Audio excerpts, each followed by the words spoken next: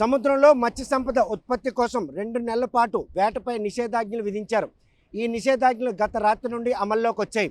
సుమారు 193 కిలోమీటర్ల తీరం విస్తరించిన చిక్కోలు జిల్లాలో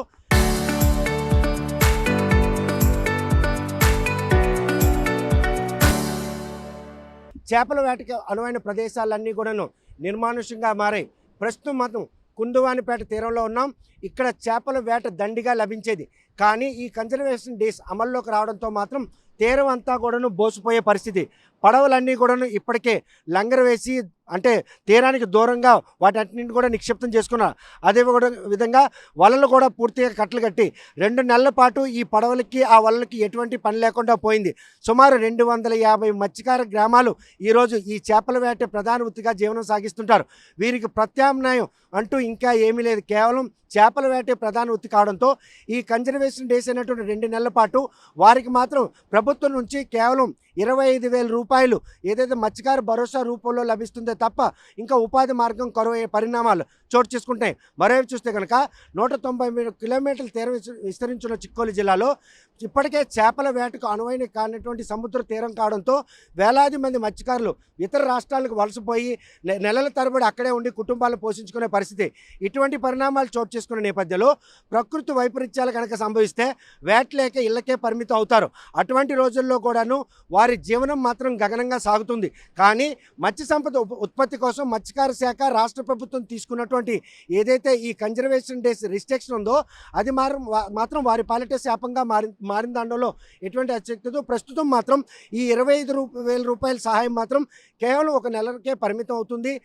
తమకు ప్రత్యామ్నాయంగా ఉపాధి కల్పించాలి కానీ ఇటువంటి సహాయం తమకేమీ కూడా దోహదపడదని మత్స్యకారులు వాపెట్టుకున్నా కూడాను ఈ మత్స్య సంపద ఉత్పత్తి కోసం చేస్తున్న ప్రయత్నంలో వారు వేయి ప్రయాసాలు పడినా కూడాను కానీ సుమారు ఉన్న 10 నెలల పాటు దండిగా మత్స్య సంపద లభించేందుకు మాత్రం ఈ కన్జర్వేషన్ డేస్ ఎంతకైనా దోహదపడుతుంది అన్నటువంటి సదుద్దేశంతో చేసినటువంటి తాలూకు ప్రయత్నం మాత్రం మత్స్యకారుల పాటే శాపంగా మారే పరిణామాలు చోటు చేసుకుంటున్నాయి. సుమారు 15 ఏళ్ళుగా ఈ కన్జర్వేషన్ డేస్ ప్రక్రియను అమల్లోకి తెచ్చినటువంటి రాష్ట్ర ప్రభుత్వం మత్స్యకారులకు దండిగా మత్స్య సంపద లభించేందుకు చేస్తున్నటువంటి ఈ ప్రయత్నంలో ఉపాధి కల్పనలో మాత్రం పూర్తిగా వైఫల్యం. ప్రభుత్వాలు ఏదో తూతూ మంత్రంగానే 2 నెలల పాటు వేట నిషేధాజ్ఞల నేపథ్యంలో వారికి ఆర్థిక సాయం చేస్తుంటారు.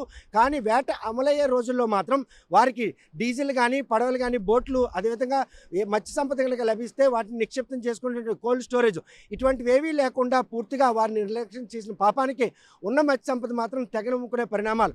ఇటువంటి పరిణామాల నుండి తమని కాపాడాలి, తమ జీవన స్థాయిని మార్చాలని చెప్పి ఈ తీరంలో మాత్రం గత ప్రభుత్వ హయాంలో ఒక జెట్టి, ఒక హార్బర్ అదేవిధంగా ఒక పోర్ట్ కూడాను నిర్మాణానికి వచ్చాయి. కాకపోతే వాటి నిర్మాణం కనుక పూర్తయినట్టయితే వారు వేట చేసుకుని వచ్చినటువంటి మత్స్య సంపదను నిల్వ చేసుకుని అమ్ముకునేందుకు మాత్రం ఎంతగానో దోహదపడింది. ప్రస్తుతం మాత్రం అవన్నీ కూడాను నిర్మాణ క్రమంలో ఉండడం ఈ కన్జర్వేషన్ డేస్ అమలు కావడంతో మాత్రం మత్స్యకారులకు సంబంధించిన కుటుంబాల్లో పెద్ద దిక్కు వారందరూ కూడాను ఇతర రాష్ట్రాలకు వెళ్తారు. దేశంలో మాత్రం కొన్ని ప్రాంతాలకే ఈ కన్జర్వేషన్ డేస్ సంబంధించిన ప్రక్రియ అమలు అవుతుంది. ముందుగానే ఆంధ్రప్రదేశ్పై దీని ప్రభావం మాత్రం సుస్పష్టంగా కనిపిస్తుంది. అంటే ఏప్రిల్ 15వ తేదీని మార్చి జూన్ 15వ తేదీ వరకు అంటే 2 నెలల పాటు ఈ కన్జర్వేషన్ డేస్ కారణంగా మెకనైజ్డ్ బోట్లు ఏవి కూడాను సముద్రం తీరంలోకి వెళ్ళి వేట చేసేందుకు పూర్తిగా నిషేధాజ్ఞ విధించారు. కాకపోతే ఏవైనా తెప్ప పడవల మీద కనుక వెళ్ళినట్టయితే వారికి ఎక్కడ ప్రమాదం పొంచి ఉంటుంది. వేసవికాలం కావడంతో మాత్రం అలల ఎగసిపాటుతో పాటు ఈదురుగాలులు పెరుగుతాయి, తెప్పలు తిరగబడి మత్స్యకారులు ప్రాణాలు పోతాయని చెప్పి మెరైన్ పోలీసులు మాత్రం వారిని కూడా వేటకెళ్లకుండా కట్టడి చేసేందుకు మాత్రం అనిత్యం పహారా కాస్తుంటారు. ఇటువంటి తరుణంలో ఏదైతే కన్జర్వేషన్ డేస్ అమలైనప్పుడు ప్రత్యామ్నాయ చర్యగా ఎందుకంటే జాతీయ ఉపాధి హామీ పథకం ఏదైతే ఉందో దాన్ని కూడా అమలు చేయడంలో మాత్రం మత్స్యకార గ్రామాల్లో మాత్రం అమలు కాకపోవడం, దానికి ఉపాధి లేక వలసలే శరణ్యం కావడం, సుమారు 255 మత్స్యకార గ్రామాలు 18 అంటే చేపల వేట అయినటువంటి ప్రదేశాలు 13 మండలాల పరిధిలో విస్తరించినటువంటి ఈ తీరంలో మాత్రం ఈరోజు కన్జర్వేషన్ డేస్ అమలు మాత్రం వారికి శాపంగా మారింది. మత్స్యకారులకు మాత్రం ఉపాధి లేకపోవడం అదేవిధంగా మత్స్యకారుల వేట నిషేధాజ్ఞలు ఈ పరిణామాలన్నీ కూడాను వలసలకి హేతువుగా మారుతున్నాయి. కాబట్టి తమకు మాత్రం ప్రత్యామ్నాయంగా ఉపాధి కల్పించాలని వారు మొరపెట్టకుండా ఆ దిశగా రాష్ట్ర ప్రభుత్వాలు ఆలోచించకుండా కేవలం మత్స్య సంపద ఉత్పత్తి కోసమే ఈ కన్జర్వేషన్ డేస్ ప్రక్రియను మాత్రం కఠినంగా అమలు చేస్తామని చెప్తున్నారు. మరి ఇటువంటి తరుణంలో మత్స్య సంపద ఉత్పత్తికి కన్జర్వేషన్ డేస్కి ఏమాత్రకు దోహదపడుతుంది? మత్స్యకారుల కోసం ఈ 2 నెలల పాటు నిషేధాజ్ఞలు విధించిన నేపథ్యంలో వారికి మాత్రం ఈ దండిగా మత్స్య సంపద లభించేందుకు ఎటువంటి అవకాశాలు కలిగిస్తాయి? వాయుగుండాలు అదేవిధంగా తుఫాన్లు వచ్చిన రోజుల్లో నెలల తరబడి కూడాను వేటకి వెళ్ళక ఇళ్లలోనే పస్తుల్లో ఉన్నటువంటి గంగపుత్రులు మాత్రం ఈ ఏదైతే 2 నెలల పాటు ప్రస్తుతం నిషేధాజ్ఞల నేపథ్యంలో ఎవరు కూడాను ఇటువైపు వచ్చే పరిస్థితి లేదు. దీంతోనే తీరం అంతా కూడాను బోసిపోయింది.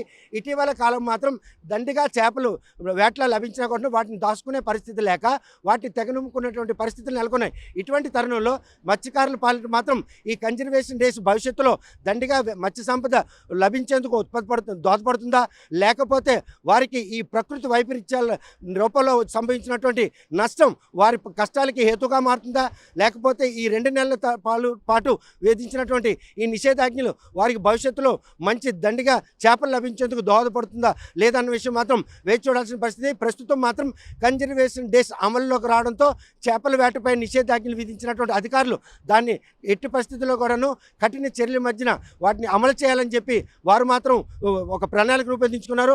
అదేవిధంగా మత్స్యకారులు అందరూ కూడాను ఈ విషయంపై అప్రమత్తం కూడా చేశారు. ఎవరు కూడా చేపల వేటకు వెళ్ళొద్దు, వెళ్ళినట్టయితే మాత్రం చేపల ఉత్పత్తి మాత్రం ఆటంకం కలిగించిన వాళ్ళు అవుతారు. అదేవిధంగా మెకానిజం బోర్డులు అన్నీ కూడాను ఈరోజు పూర్తిగా నిషేధించాం. తెప్ప పడవలపై కనుక వెళ్తే చేపల వేటకి వెళ్ళిన వారు తిరిగి వచ్చే పరిస్థితులు లేనటువంటి తరుణంలో వారు కూడా చేపల వేటకు వెళ్ళొద్దని చెప్పి కఠినమైన ఆంక్షలు విధించారు.